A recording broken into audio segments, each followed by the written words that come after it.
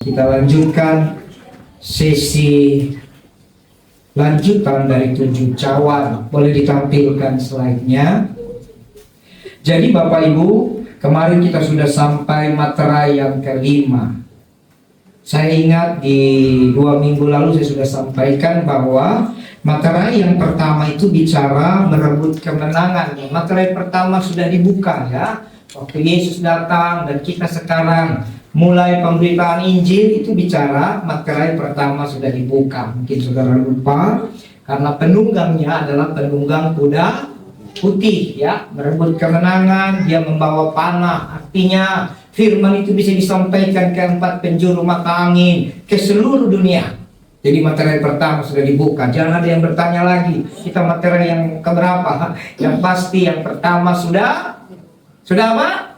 Dibuka, karena hanya materai pertama yang baik merebut kemenangan. Materai kedua dan selanjutnya agak mengerikan ya. Materai kedua itu bicara ada orang saling membunuh karena penunggang kudanya adalah penunggang kuda merah padam. Itu simbol daripada keadaan yang berat.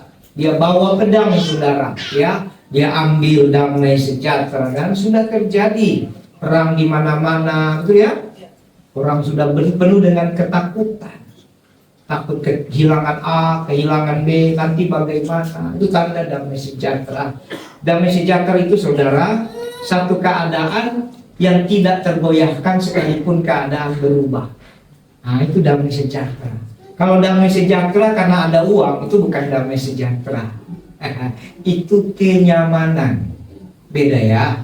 Saya pengen baik-baik kita belajar. Nyaman dengan damai sejahtera berbeda. Ya, nyaman itu identik dengan kedagingan. Ya, identik dengan hal manusiawi. Tapi damai sejahtera tidak ada urusannya dengan manusiawi. Damai sejahtera itu urusannya dengan Tuhan. Makanya Tuhan berkata dalam Yohanes 14, damai sejahtera yang kuberikan padamu tidak dapat diberikan oleh dunia. Keren ya. Berarti tidak ada di sini, hanya ada di hadirat Tuhan. Bagaimana saudara bisa damai sekalipun tidak ada uang? Orang dunia nggak ngerti itu. Ya, minggu lalu di Lavon saya berkhotbah, yang hadir, cuma di sana berbeda ya, paling pelayan 1-2 yang hadir. Saya pernah mandi pakai sabun ekonomi. Ya, makanya masalahnya ekonomi terus. Ya kan? Siapa pernah mandi pakai sabun ekonomi? Tapi damai saudara, keramas pakai sabun ekonomi. Karena keramas itu ekonomi, tahu ya, sabun colek.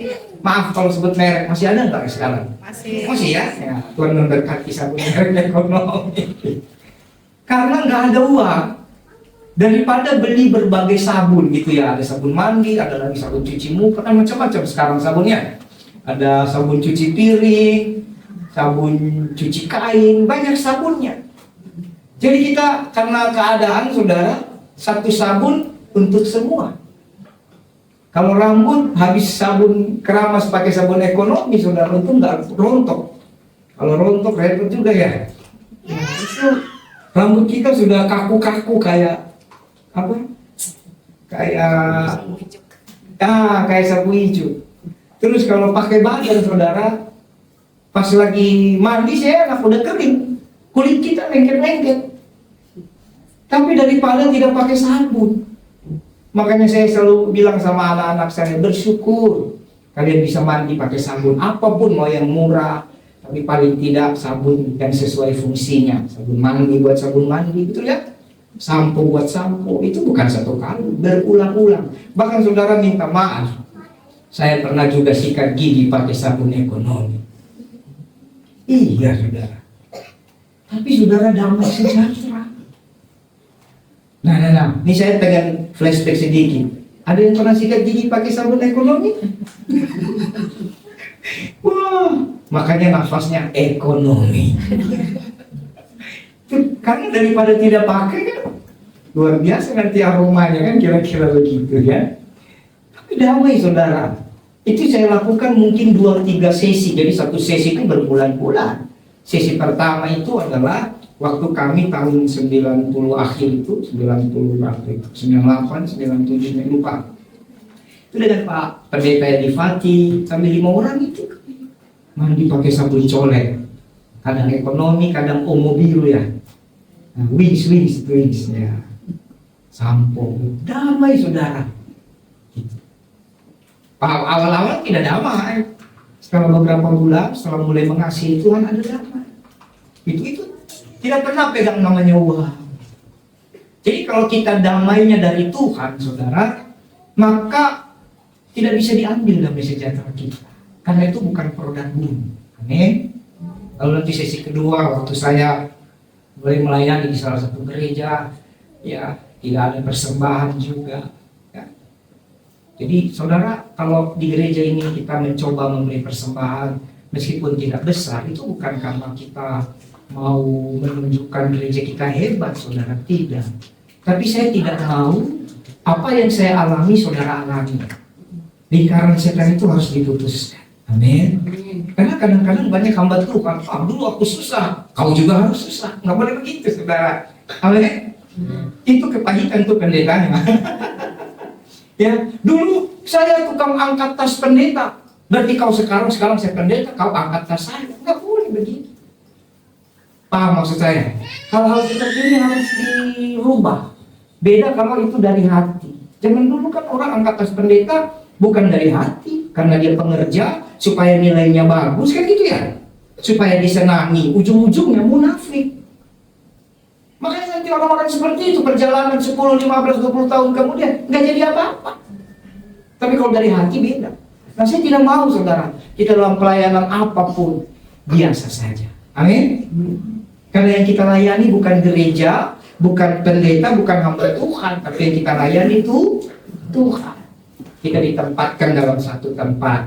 Kalau saudara menghormati karena dari hati itu bagus, bukan karena terpaksa. Ya, jadi kemudian Bapak Ibu, damai sejahtera itu diambil. Kemudian yang ketiga, kelaparan, itu bicara kuda hitam, ya, dan bicara timbangan. Tetapi meskipun kelaparan, kalau materi ketiga dibuka, minyak dan anggur tidak rusak. Itu bicara bahwa hal dasar, minyak itu bicara pengurapan, ya. Anggur juga bicara mujizat Tuhan, ya. Jadi itu tidak akan rusak, itu bicara hal esensi dalam kehidupan. Jadi hidup kita tidak lagi ditentukan makan, minum, pakai. Betul?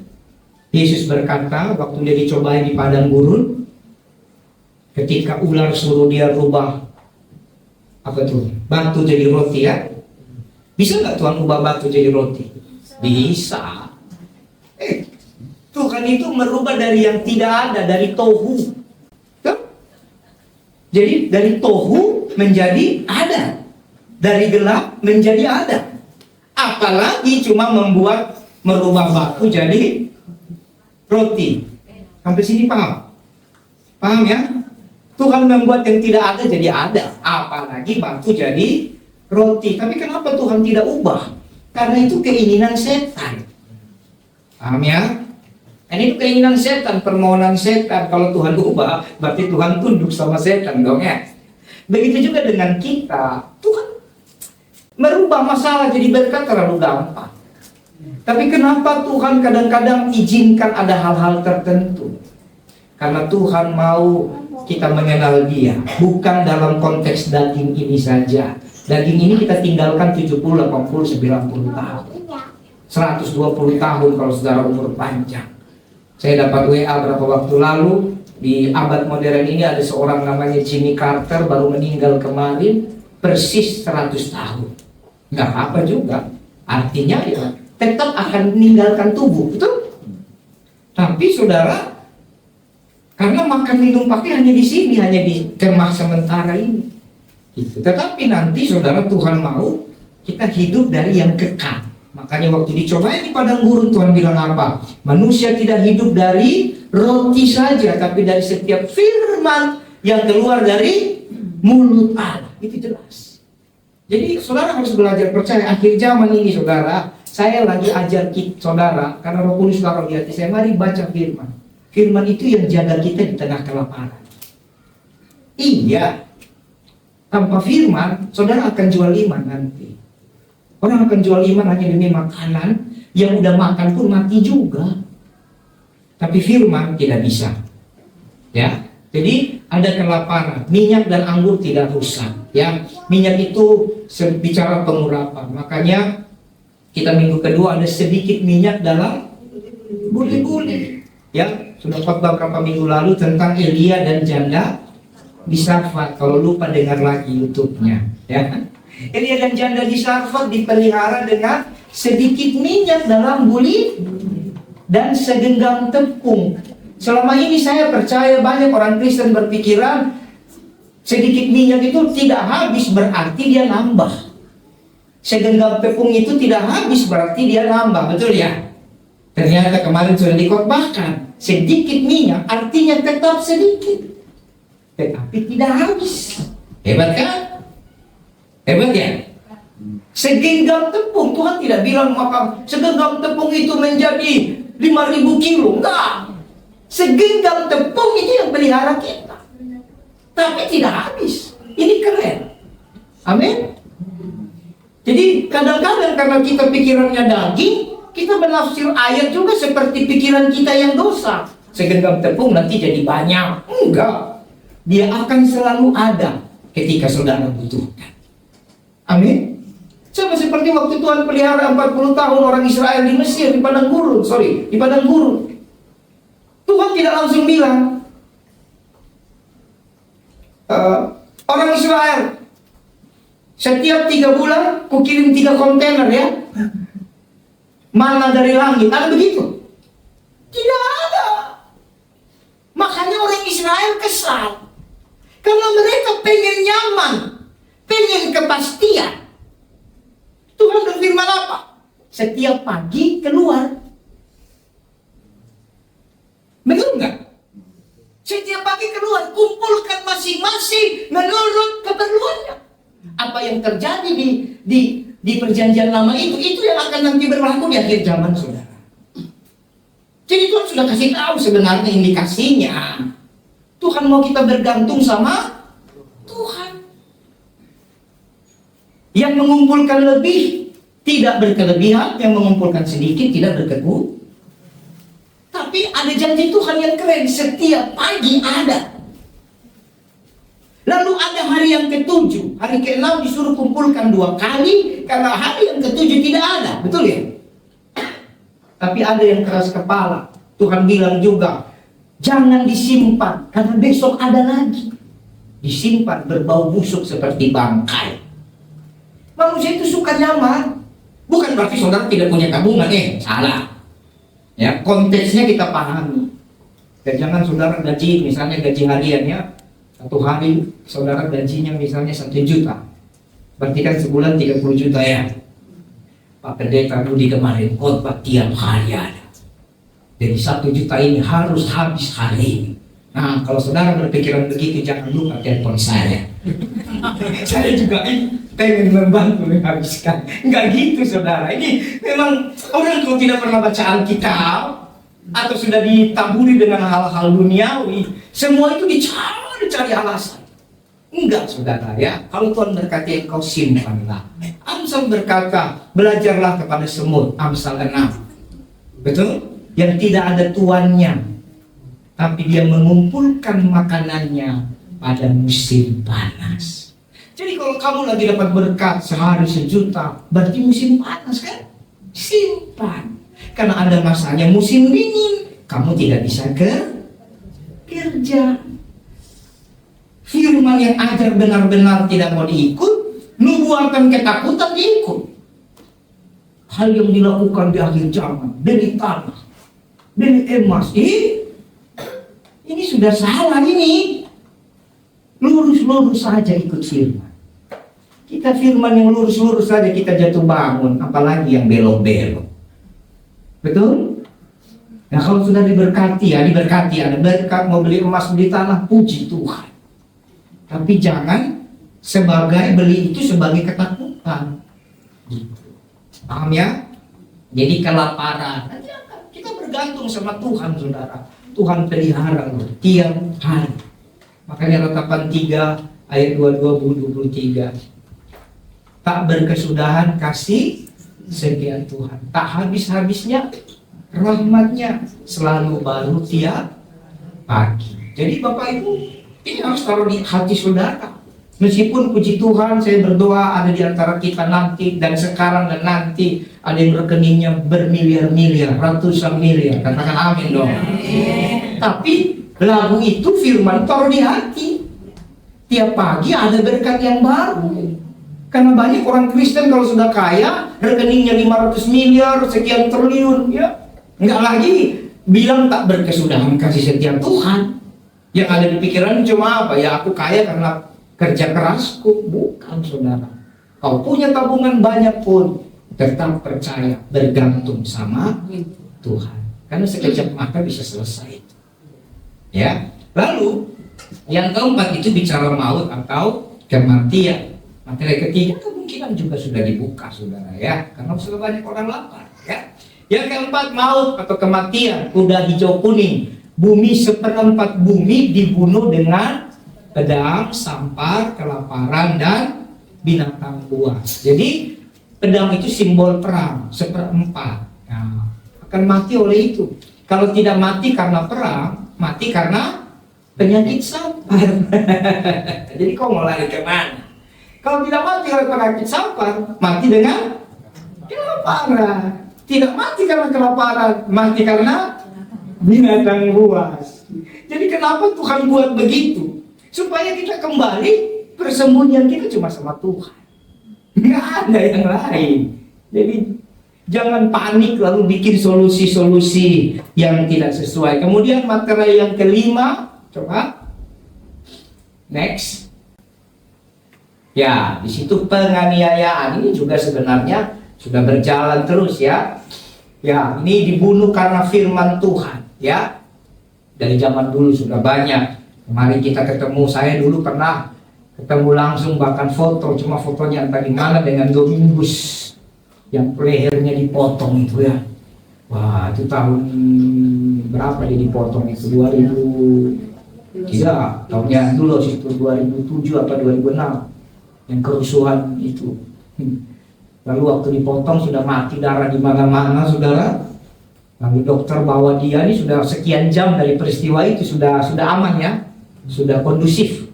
Lalu dibawa ke dokter, dokter cuma jahit dia punya apa nih, leher supaya estetika sopan gitu waktu dikubur. Pikiran dokter begitu, tapi pikiran Tuhan beda.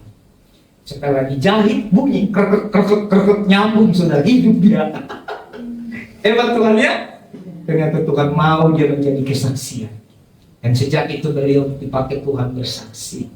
Makanya jangan takut. Nanti di masa akan datang apakah hamba Tuhan ini Domingus meninggal? Ya meninggal juga. Itu lain cerita. Tapi saat itu Tuhan izinkan dia lewati itu. Sakit kan? Ada yang mau kayak gitu? Enggak ada. Jadi jangan minta.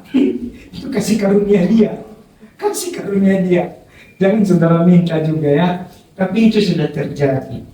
Nah, sekarang kita masuk materi yang ke-6, ya. Materi yang ke-6, saudara buka dulu Wahyu 6 ayat 12 sampai 17. Saya baca, maka aku melihat ketika anak domba itu. Wah, jadi anak domba, semua yang buka siapa? Anak domba. Jadi jangan takut, semua seizin Tuhan Yesus.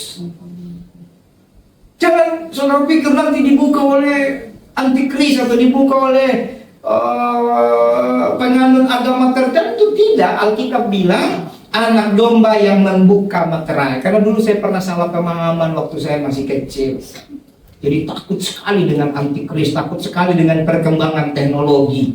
Seolah-olah yang buka itu nanti ada kelompok tertentu. Saya takut karena tidak baca Alkitab, namanya masih kecil, kan? Sekarang saya baru mengerti, ternyata yang buka materai siapa? Anak domba. Sesungguhnya terjadi gempa bumi yang dahsyat, matahari menjadi hitam bagaikan karung rambut dan bulan menjadi merah seluruhnya bagaikan darah. Ini satu keadaan yang mengerikan, saudara. Terus bintang-bintang berjatuhan ke atas bumi.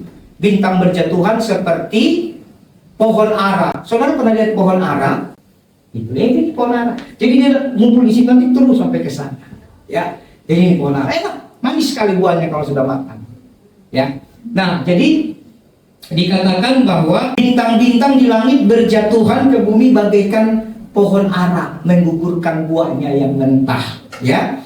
Terus apabila digoncang angin yang kencang, maka menyusutlah langit bagaikan gulungan kitab yang digulung, dan tergeserlah gunung-gunung dan pulau dari tempatnya. Jadi ini saudara, kenapa harus Yesus yang buka? Karena ini bicara dia yang ciptakan, toh. Matahari dia yang ciptakan, jadi tidak ada yang bisa buat menjadi hitam seperti karung rambut selain Sang Pencipta. Bulan menjadi darah, betul? Bintang berjatuhan. Tidak bisa itu satelit Elon Musk atau siapa yang hebat-hebat, sorry ya bro. Nggak bisa dia kasih bikin jatuh bintang, nggak bisa. Langit menyusut. Jadi yang lagi pacaran, lihat sunset, sunrise, lalu pegang tangannya, yang indah kali langit ini. Nggak ada lagi itu nanti, karena langitnya menyusut. Nah, saya mau tanya, kira-kira langit sudah menyusut seperti gulungan nggak? Belum, tapi itu akan jadi. Ya, apalagi raja-raja di bumi, ini keren. Ayat 15. Raja-raja di bumi dan pembesar-pembesar serta perwira-perwira, ini jelas loh. Coba, atau ini kita baca biar terbuka pikiran kita yang ditutupi selama ini. Kita baca 1, 2 ya. Dan raja-raja di bumi dan pembesar-pembesar serta perwira-perwira dan orang-orang kaya serta orang-orang berkuasa dan semua budak serta orang merdeka bersembunyi ke dalam gua-gua dan celah-celah batu karang di gunung. Ini siapa saudara? Ini semua orang. Secara khusus orang kaya dipretelin. Orang kaya itu ada yang jadi raja, betul ya? Ada yang jadi pembesar, ada yang jadi perwira, ada yang jadi orang berkuasa. Kalau orang miskin cuma dibilang budak. Karena itu tadi yang saya bilang, ini bicara orang cari kenyamanan, daging. Ya, mereka bersembunyi dalam gua, dalam celah batu karang di gunung. Saya tanya, sudah sembunyi belum? Belum, tapi sudah mulai. Sudah mulainya apa? Bahasa ini penglihatan Yohanes, dia lihat celah. Tapi dalam konteks zaman yang sekarang itu bicara apa? Ketakutan manusia. Manusia ini suka bikin yang namanya barak-barak perlindungan. Betul nggak? Suka bikin yang namanya benteng-benteng pertahanan. Makanya dulu di TV ada benteng Takeshi. Ya kan?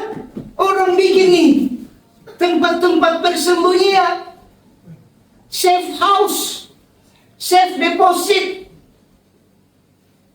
Karena orang-orang kaya ini ketakutan, saudara.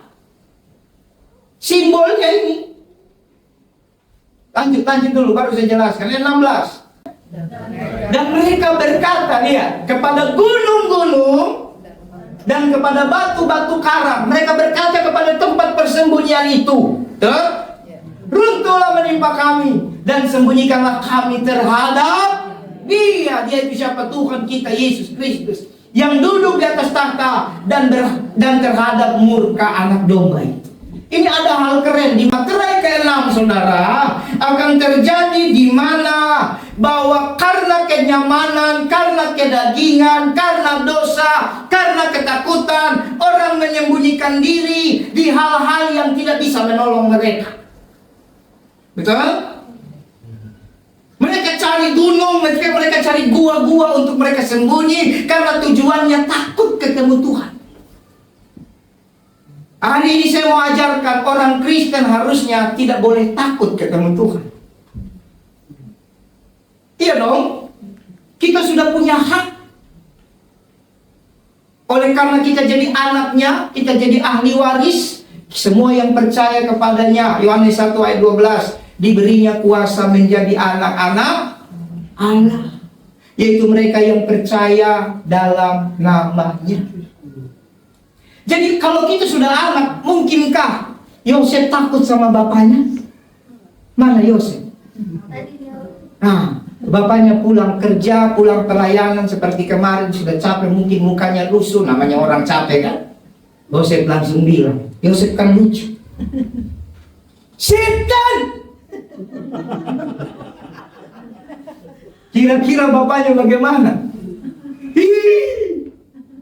Bapaknya bilang, ini anak ditengking dulu, kalau nggak bisa ditengking, nah itu aduh sudah. Kira-kira kalau ada anak ketakutan ketemu bapaknya, ini anak apa? Kurang ajar saudara, maaf. Bapaknya lagi, jangan-jangan bapaknya ada bawa bungkusan makanan enak tuh. Jangan-jangan ada mau ajar jalan-jalan, tapi tiba-tiba bilang, setan! Gak mungkin saudara. Makanya ini ada yang salah, anak-anak Tuhan kok bisa takut Tuhan. Takut Tuhan dalam konteks nyeri ya, tapi dalam konteks menghormati itu takut Tuhan yang berbeda. Paham ya? Jadi tidak boleh saudara. Tapi mereka karena tidak kenal Tuhan, takut, mereka mau sembunyi. Jadi untuk kita menang terhadap akhir zaman yang jahat ini saudara, kita harus tahu dan kenal Tuhan. Bukan dulu ayatnya. Ya. Mazmur 143 ayat yang ke-7. Jawablah aku dengan segera ya Tuhan. Sudah habis. Nah ini keadaan orang-orang yang memang banyak pergumulan. Boleh dong ngomong begini sama Tuhan. Keren loh Mazmur ini. Jadi saudara, saking gak ngerti Tuhan, ngomong sama Tuhan terlalu sopan-sopan. Banyak orang berdoa saking sopannya saudara. Bukan doa. Doa itu kan bergaul dengan Tuhan. Betul ya? Tapi saking sopannya dia ceramahi Tuhan. Dia khotbahi Tuhan. Contoh doa makan. Kami bersyukur kepadamu ya Tuhan Allah pencipta langit dan bumi. Dia menciptakan matahari tidak jatuh sampai hari ini. Bulan tetap ada malam-malam. Bintang juga ada. Sungguh terlalu baik Engkau Tuhan. Aku ada hari ini karena kebaikan-Mu. Tuhan bilang lama kali. Doa makan ya doa makan. Nah ini banyak orang karena nggak kenal Tuhan, tidak bergaul, panik. Doanya sudah kacau. Amin. Artinya kita boleh, tapi kalau saudara lagi doa dengan Tuhan, ngomong apa adanya. Tuhan, jawab aku Tuhan. Siapa di sini pernah punya pergumulan? Masih mau sopan-sopan? Nggak ada, di kolektor depan rumah nggak ada tuh sopan-sopan. Debt kolektor depan rumah Tuhan, lari kemana ya? Ya seperti ini, jawab aku dengan segera ya Tuhan, habis semangatku. Boleh saudara, boleh, tapi jangan sembunyikan orang yang tidak kenal Tuhan. Tadi kita baca, sembunyikan aku hai gunung, betul ya? Sembunyikan aku dari wajahnya, sembunyikan aku dari murkanya. Tapi orang percaya Tuhan bilang, jangan sembunyikan wajahmu seperti mereka yang turun ke liang kubur. Orang yang takut ketemu Tuhan berarti akan turun ke dalam kematian. Tapi orang yang tidak takut kepada Tuhan dalam konteks tidak takut, bukan takut Tuhan ya, tidak takut dengan kengerian Tuhan karena dia bergaul dekat dengan Tuhan, dia tidak mau Tuhan sembunyi. Karena sebaliknya justru Tuhanlah tempat persembunyian orang percaya. Orang tidak kenal Tuhan, dia sembunyi di hartanya, di kekuatannya, di kemampuannya, kepintarannya. Banyak orang sembunyi di kepintarannya loh. Makanya ada kelompok bumi datar ya. Karena dia pikir dia pintar. Padahal ayat Alkitab jelas, Tuhan bertahta di atas bulatan bumi. Udah selesai. Banyak ayatnya, itu salah satu ayat. Itu sudah. Saudara jangan ikut lagi. Kamu yang di sebelah kanan kelompok bumi datar atau bumi bulat. Ayatnya dibaca saja. Tahu juga mau datar atau bulat, tidak ada yang benar-benar bisa tahu. Betul nggak? Foto-foto itu semua dari angkasa itu semua cuma mewakili. Tidak ada yang benar-benar tahu. Jadi lebih baik kita percaya Alkitab saja. Tuhan yang bertahta di dalam bulatan bumi. jelas. Ya. Jadi saudara buka. Tempat persembunyian kita itu adalah Tuhan. Mazmur 17 ayat 8. Peliharalah aku seperti biji mata. Sembunyikanlah aku dalam. Nah, beda ya. Orang percaya Tuhan yang tidak takut dengan segala kekacauan. Karena justru Tuhan tempat persembunyiannya. Cara Tuhan menyembunyikannya di mana? Di naungan sayap Tuhan. Naungan sayap Tuhan ini begini saudara, supaya saudara memahami. Pernah lihat ayam? Telurnya baru menetas. Ayam paling ganas itu waktu anaknya baru menetas. Jangan kau coba-coba dekat. Habis kau. Dia jalan kemana anaknya ikut. Betul ya? Dia jalan kemana, dia kembangkan sayapnya begini kan. Kau dekat. Habis. Saya dulu pelihara ayam. Karena namanya anak-anak tidak ngerti kayak Eliora, mana Eliora, kayak Reni. Nah, tapi bagus lah mereka sekarang sudah lewat zaman itu. Kita coba, lucu kan Eliora kalau biar binatang kecil kan. Lucu apa? Habis. Dijaga, soal itu namanya naungan saya. Tapi satu hal saya dapat rema di sini. Orang yang mau dalam persembunyian Tuhan, dijaga dalam naungan Tuhan, kemana Tuhan bawa dia ikut. Betul ya? Tuhan mau bawa dia kemana dia ikut. Tidak boleh kita paksa kita punya mau. Tuhan ajak dia kemana dia ikut. Ini yang akan dijaga Tuhan. Jadi di akhir zaman mari belajar. Makanya baca banyak firman, dengarkan khotbah yang mengajar saudara supaya Tuhan mau bawa kemana ikut. Itu yang pelihara kita. Dan dipelihara seperti biji mata. Saya mau tanya, kira-kira saudara perlakukan khusus nggak matamu? Atau biasa saja? Coba. Kira-kira Bapak Ibu perlakukan khusus nggak biji mata saudara? Enggak kan? Kenapa? Karena selama dia aman, nggak dia apa-apain. Tapi begitu terjadi sesuatu,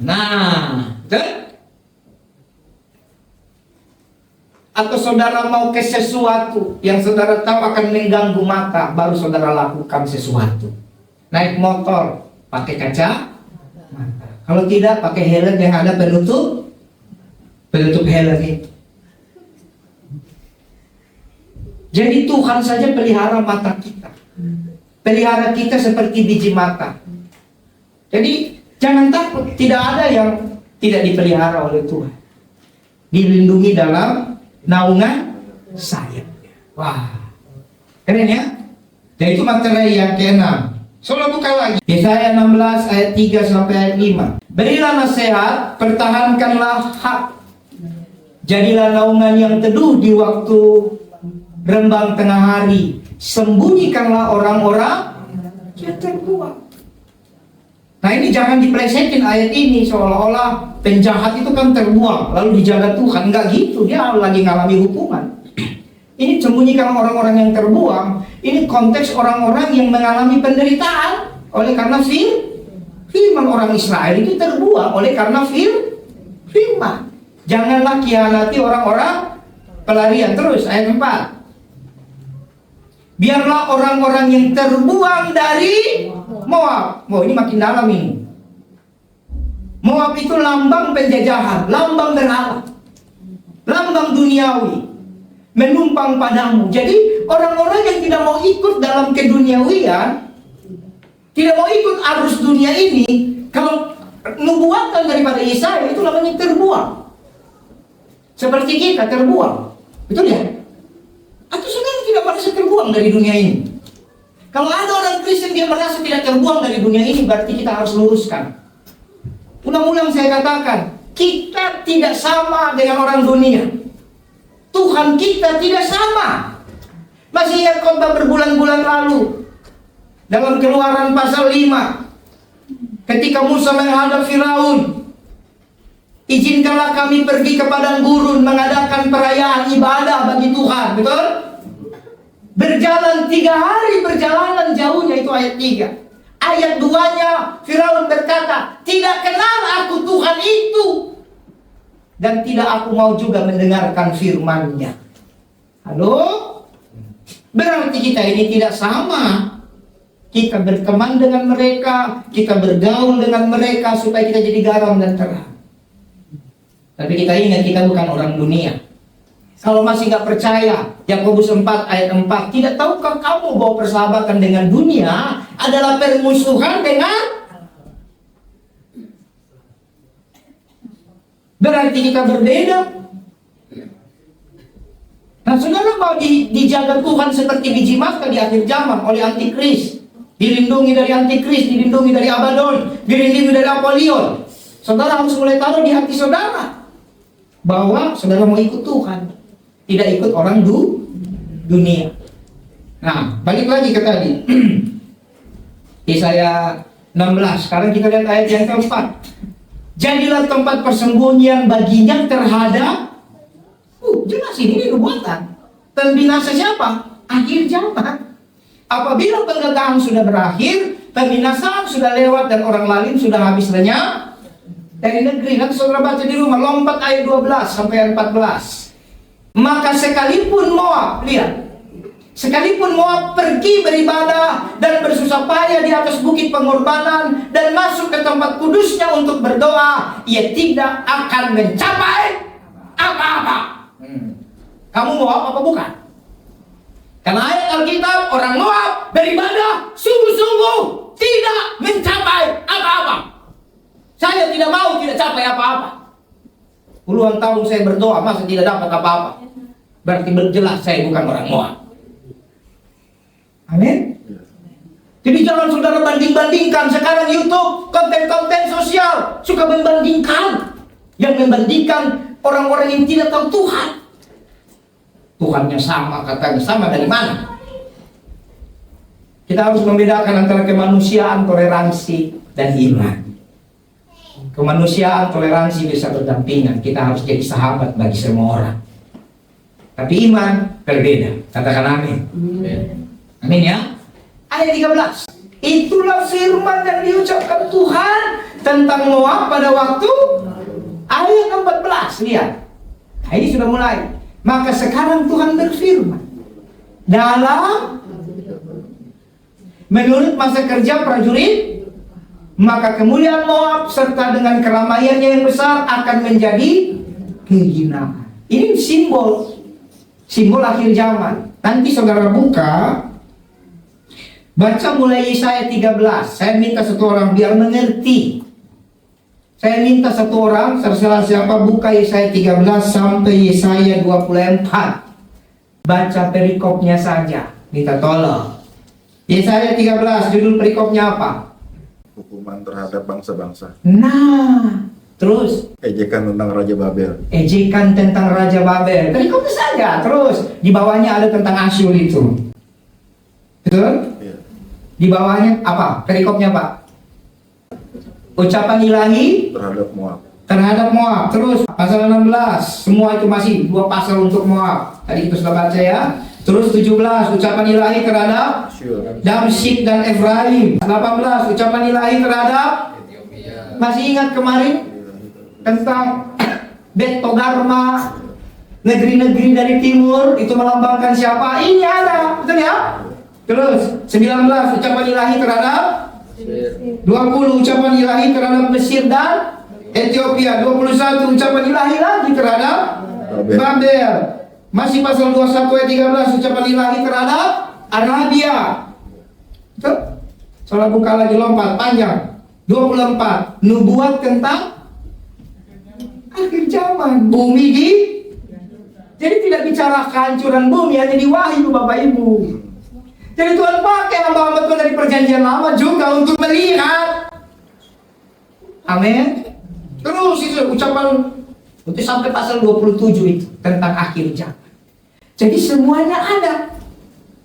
Berarti Bapak Ibu hari ini kita belajar akhir zaman sudah di depan mata. Karena itu mari persiapkan dirimu supaya apa? Yang menjadi tempat perlindungan kita adalah Tuhan.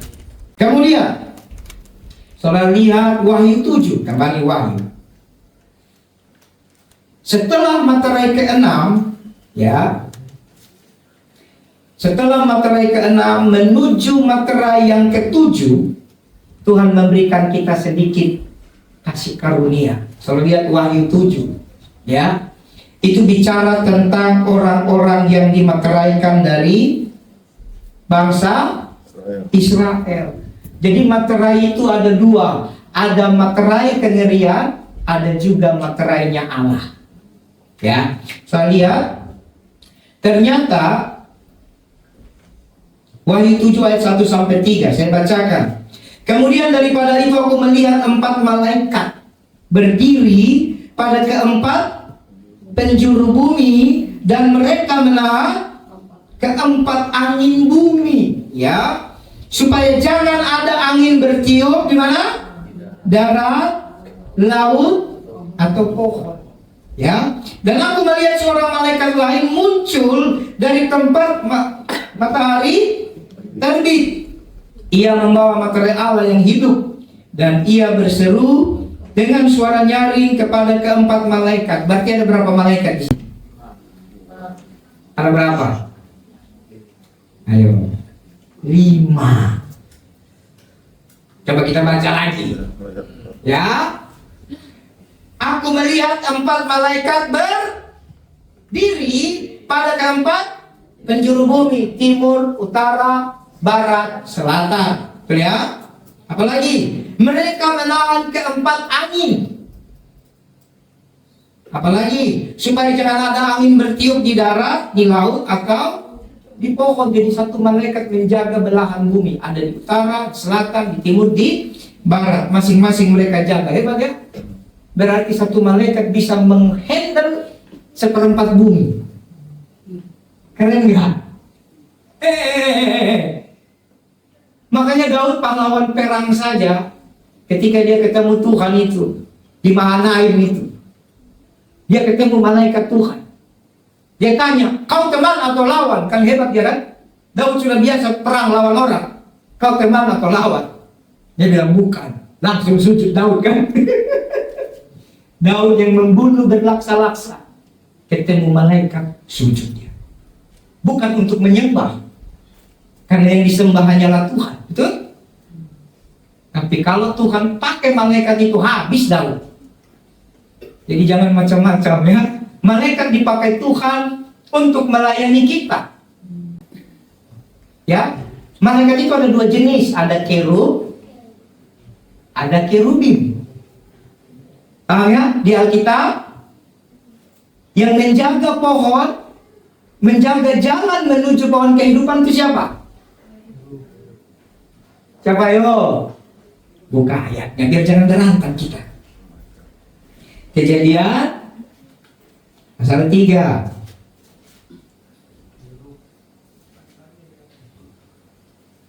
Ayat yang ke 24. Ia menghalau manusia itu, dan di sebelah timur Taman Eden ditempatkannya lah beberapa kerub dengan pedang yang bernyala-nyala dan menyambar-nyambar untuk menjaga ke jalan pohon kehidupan. Jadi kerub itu adalah malaikat yang hanya melayani Tuhan. Ada kerubim yang melayani Tuhan dan manusia. Melayani manusia ini bagaimana? Dia disuruh memberitakan firman Tuhan. Jadi saudara, malaikat yang dikirim Tuhan ini berarti melayani Tuhan dan manusia. Oke, kembali ke Wahyu. Wahyu 7 tadi ya. Ayat 2. Lalu ayat 2, aku melihat malaikat lain. Malaikat lain itu dari malaikat yang 4 atau lain-lain? Lain. Berarti ada berapa malaikat? 5. Dia datang dari mana? Tempat matahari terbit. Berarti hebat ini malaikat. Ingat ya, kita tidak sembah malaikat, katakan amin. Tapi di akhir zaman, nanti pekerjaan-pekerjaan hebat ini Tuhan pakai malaikat. Maka dari itu saudara, sungguh-sungguh bergaul dengan Tuhan. Supaya nanti jangan saudara tertipu. Setan datang kau bilang malaikat, malaikat datang kau bilang setan. Kita harus kenal Tuhan baik-baik, kenal makhluk-makhluk surgawinya. Bagaimana cara kenalnya? Bergaul dengan Tuhan. Dia berseru dengan suara nyaring. Dia berseru kepada siapa? Kepada siapa? Kepada bumi? Kepada manusia? Atau kepada siapa? Keempat malaikat. Berarti dia malaikat yang lain. Saudara nikmati nggak sih kalau baca Alkitab? Atau karena udah pusing dengan daging lagi baca mikir besok jatuh tempo. Makanya nggak masuk-masuk di otak. Baca saja. Nanti Roh Kudus bimbing saudara.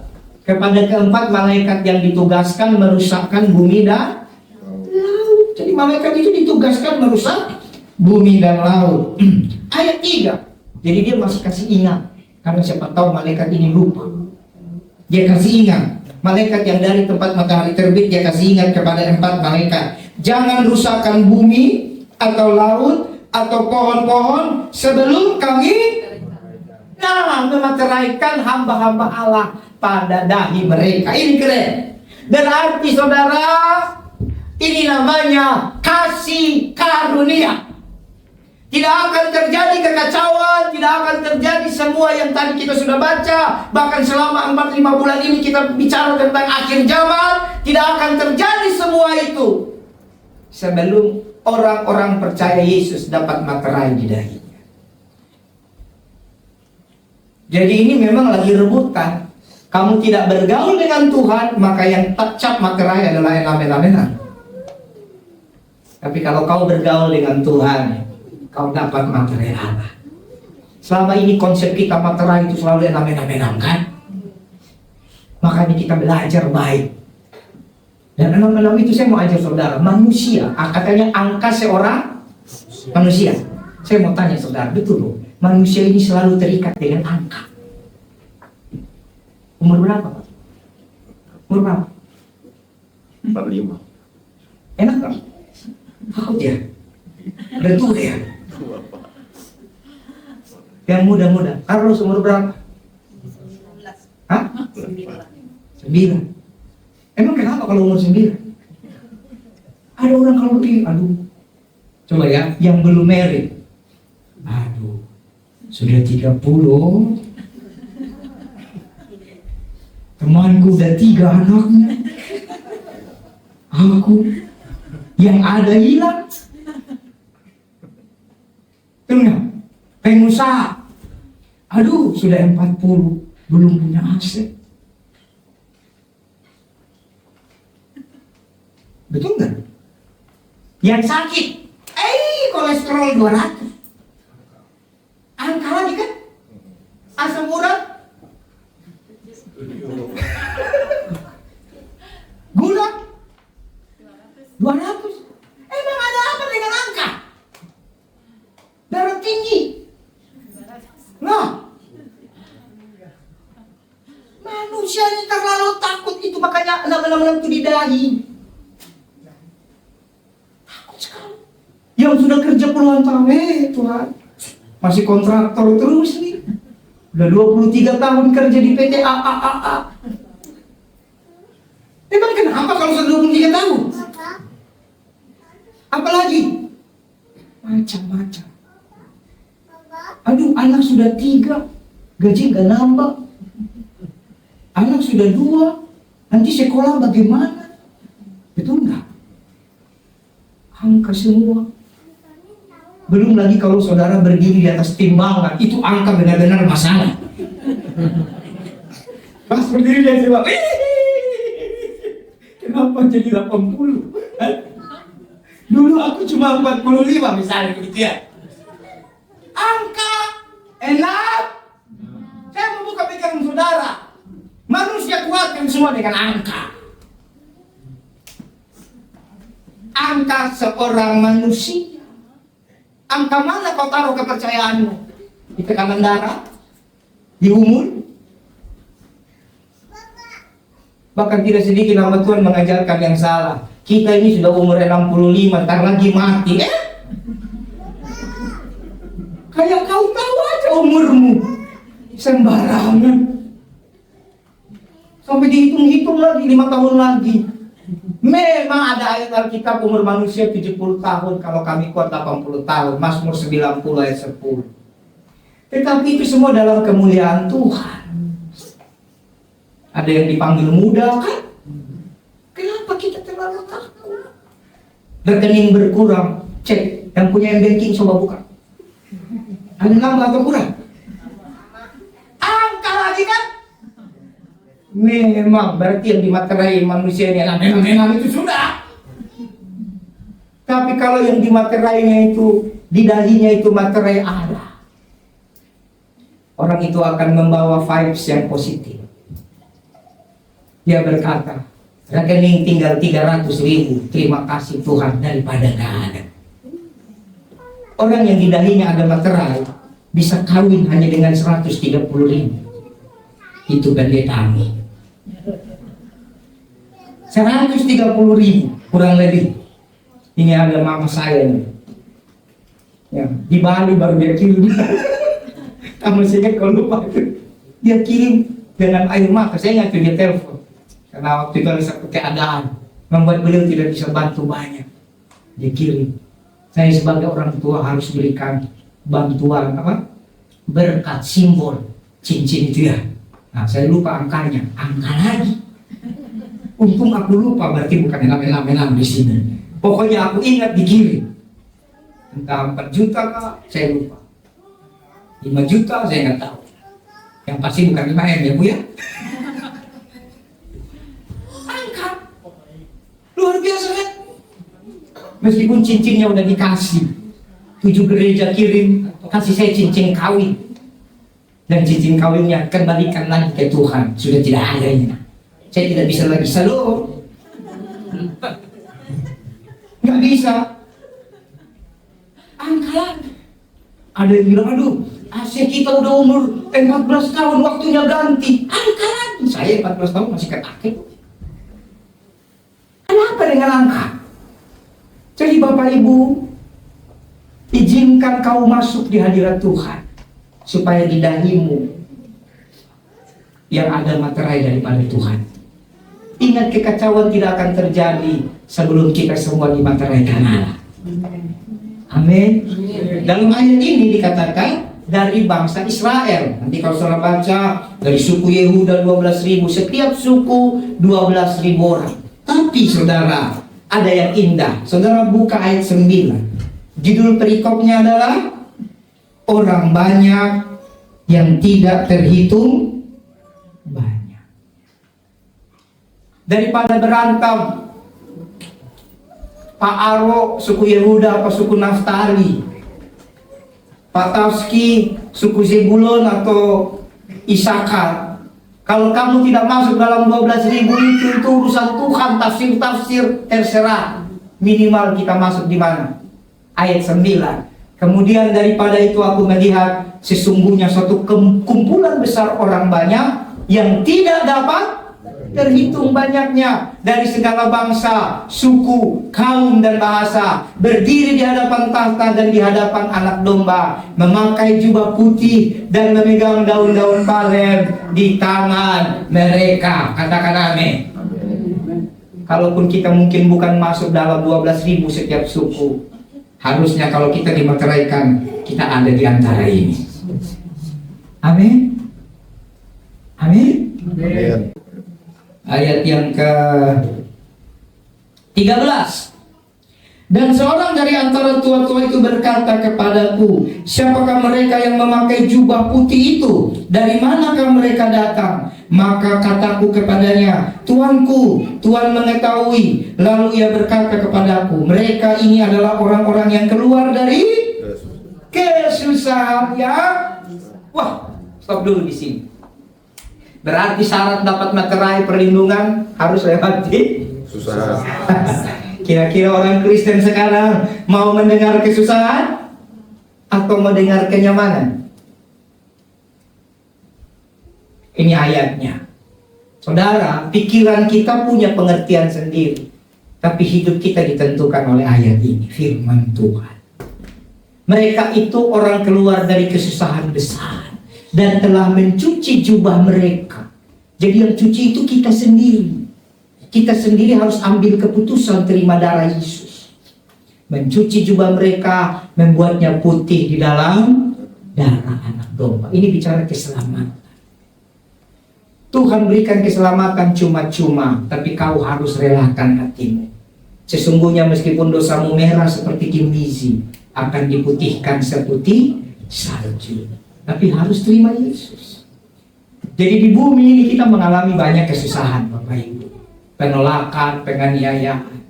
Tapi waktu saudara terima Yesus, kita tidak lagi orang-orang Moab, maka kita akan diselamatkan. Ada materai Allah di dahi kita. Amin. Amin ya. Amin. Yakin? Jadi tidak ada lagi yang takut. Kalau ada kesusahan kita berseru sama Tuhan. Tadi ya, Tuhan tolong aku, sembunyikan aku. Betul ya? Tolong aku Tuhan, segera pelihara aku seperti biji matamu. Boleh. Tapi gaul dengan Tuhan. Nah, kemudian materai yang ketujuh. Saudara lihat Wahyu 8. Nah ini. Wahyu 8 sampai ayat 1 sampai 2. Dan ketika anak domba membuka materai yang ketujuh, maka sunyi senyaplah sorga. Ini sunyi, sorga belum sunyi senyap ya. Kira-kira setengah jam lamanya. Ini jelas. Ya. Lalu aku melihat 7 malaikat yang berdiri di hadapan Allah, dan kepada mereka diberikan 7 sangkakala. Saya tidak mau ada yang salah paham. Ada pengajaran yang pernah bilang begini, sekarang kita materai yang kelima, sangkakala yang kedua. Mana ada?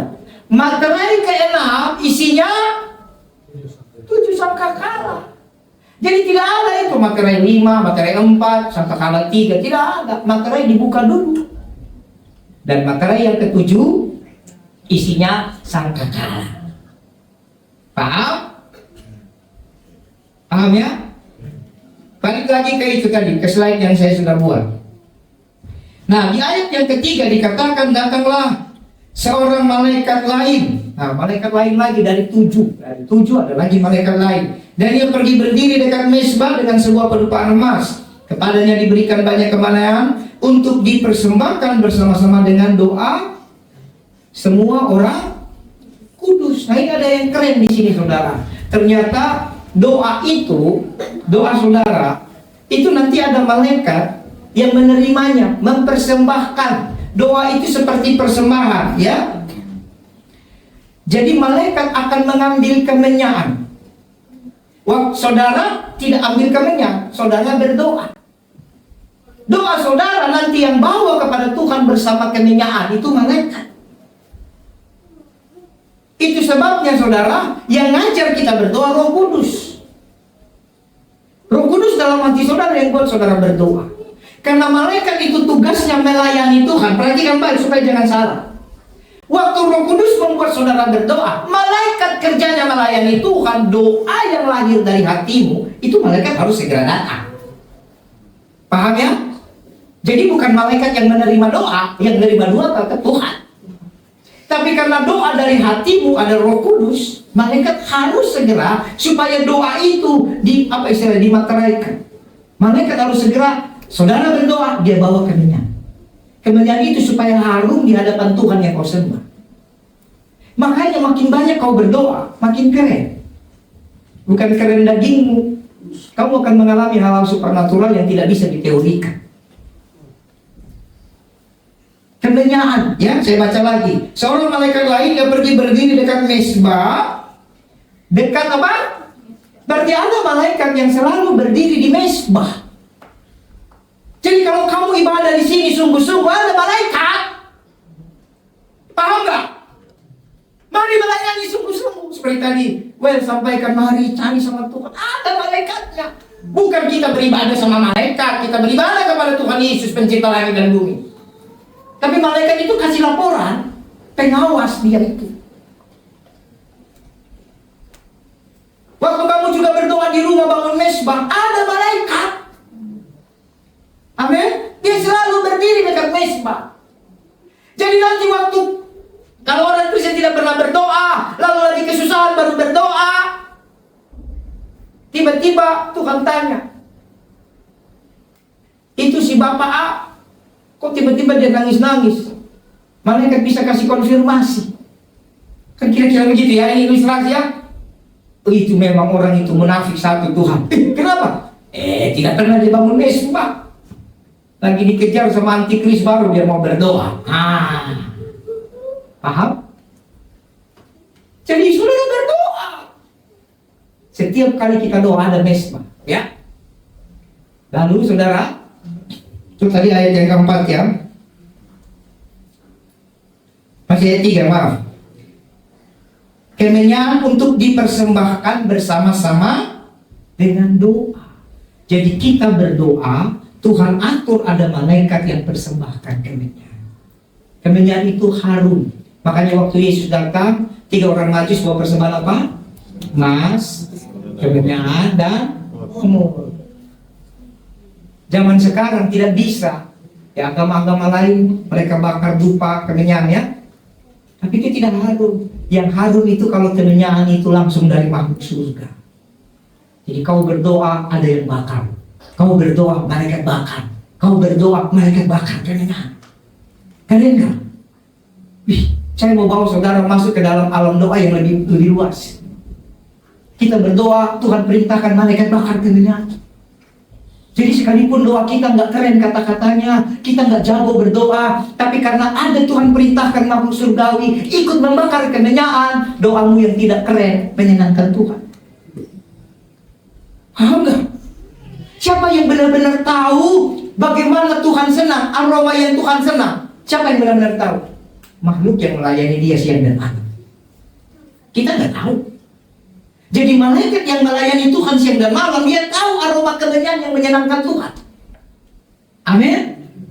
Makanya kamu berdoa saja, nanti Tuhan suruh dia malaikat yang bakar kemenyan itu, sehingga doamu wangi. Tapi masalahnya, bagaimana Tuhan suruh malaikat bakar kemenyan? Kita nggak mau berdoa. Halo? Kan yang hari ini saya sampaikan, mulai kita sungguh-sungguh saudara. Dan ya, nanti dipersembahkan bersama dengan 2 orang kudus di atas mezbah emas di hadapan tahta itu. Ayat 4, maka naiklah asap ya. Naiklah asap kemenyan bersama dengan doa orang kudus itu dari tangan malaikat. Coba ditampilkan ayat 4. Ke hadapan Allah. Jadi konsepnya begitu. Naik nanti saudara. Di hadapan Tuhan naik itu. Jadi tidak bisa doa itu naik sendiri. Roh Kudus yang ajar, Roh Kudus yang bawa. Tapi ini konteks dalam konteks penghakiman. Nanti saudara kemenyan itu naik. Jadi kalau orang-orang kudus berdoa saudara, apalagi kalau saudara bertuhan, berkali saya Tuhan. Nah itu nanti naik saudara. Tuhan yang bakar, Tuhan suruh malaikat bakar. Ya, lalu ayat 5. Lalu malaikat mengambil pedupaan itu, mengisinya dengan api dari mezbah dan melemparkannya ke bumi. Jadi pendamaian atas bumi ini ditentukan oleh doa kita. Paham ya? Jadi saya rindu kita sama-sama bertumbuh. Jadi Tuhan memberikan keselamatan bumi ada di tangan kita. Mulai banyak berdoa. Akhir zaman saya catat di sini ya. Ada 3 hal atau 4 hal yang harus menjadi bagian kita dalam akhir zaman, terlebih dalam pembukaan materai, sangkakala dan cawan. Yang pertama, saudara harus banyak berdoa. Katakan amin. Karena doa itu saudara, kerendahan hati kita. Doa itulah pemberian kita kepada Tuhan. Jadi bukan persembahan. Kepada Tuhan yang berkenan itu doa saudara. Karunia pemberian Tuhan buat kita. Berkat pemberian Tuhan buat kita. Kesehatan pemberian Tuhan buat kita. Tapi doa pemberian kita bagi Tuhan. Amin. Beda ini. Jadi kerendahan hati, ya. Yang kedua firman. Harus banyak baca firman. Mungkin dia ada di antara saudara, apa sih Pak Pendeta ini? Banyak kali lah ayatnya. Kenapa tidak pakai buku renungan hari ini cuma 2 ayat, 3 ayat? Terserah kau lah. Tapi survei membuktikan bahwa firman Tuhan tidak pernah gagal. Amin. Jadi baca saja. Baca firman. Firman, saudara, itu berkuasa membuat doamu itu penuh kuasa. Doa tanpa firman, ini bahaya. Tersesat. Firman tanpa doa, kehilangan kuasa. Paham ya? Doa membuat firman, janji-janji Tuhan digenapi. Tapi janji Tuhan tanpa doa, nggak jadi. Orang berdoa, saya catat di sini ya, tanpa firman, itu seperti langit mendung tanpa matahari. Doa tanpa firman seperti langit mendung tanpa matahari, adem.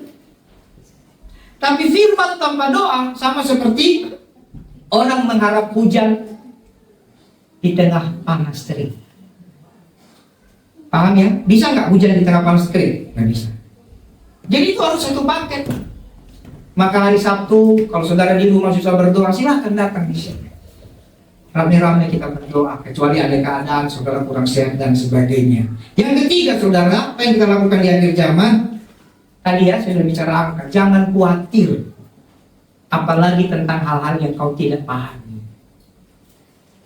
Amin. Kalau kita nggak pahami, masa depan kita nggak tahu kan? Jauh, jangan khawatir. Jangan khawatir tentang hidupmu. Siapa yang usianya sudah di atas 30 tahun,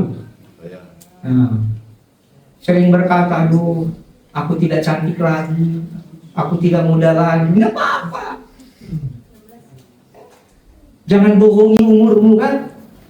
Sampai operasi sana sini, tarik sana sini, pasang benang kan, apalagi segala macam, pasang kawat, pasang apa-apa. Ya, kalau karena kondisi medis pakai itu beda. Ya, tapi banyak orang karena tidak menolak tua ya. Nah, menolak tua itu dari dalam. Nah, ya, jadi materi Allah harus kita miliki. Coba dulu buka. Jadi materi Allah itu kita dapat dari ini. Saya minta sedikit lagi. Materi Allah kita dapat tadi ya. Yang pertama doa, bukan 2 Timotius 2 ayat 19. Cepat. 2 Timotius 2 ayat 19. Kalau kamu mau dapat materi Allah di dahimu, kau lakukan ini. 2 Timotius 2 ayat 19. Tetapi dasar yang diletakkan Allah itu teguh, dan materinya ialah apa? Tuhan mengenal siapa kepunyaannya. Setiap orang menyebut nama Tuhan, hendaklah meninggalkan kejahatan. Berdoa. Jadi supaya Tuhan kenal engkau, berdoa. Berdoa. Maka nanti kamu dapat materi. Kedua, taat firman. Barang siapa melakukan setiap perintahku. Amin. Yang ketiga, melayani Tuhan. Coba saudara buka Yohanes 6 ayat 27. Yohanes 6 ayat 27.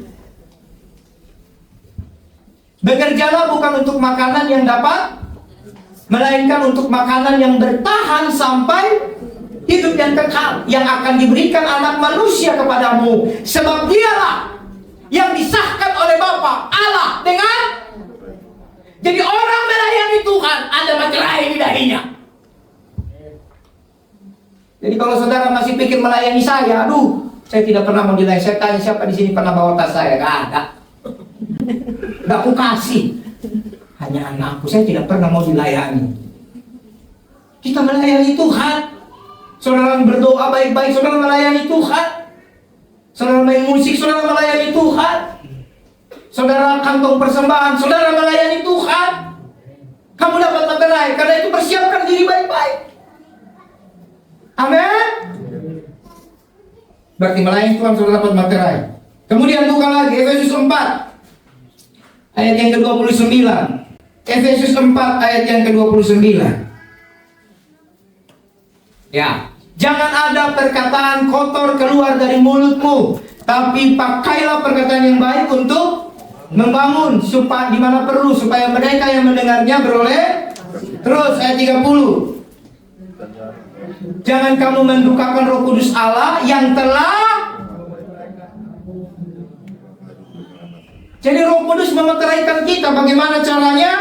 Hidup tidak boleh kata-kata kotor. Betul ya? Itu judul perikopnya, manusia baru. Tidak berbohong, tidak berfitnah. Jadi kalau kita lakukan itu semua, maka kita tidak mungkin dapat materai manusia. Kita dapat materainya Allah. Tuhan Yesus memberkati. Mari kita berdoa. Haleluya.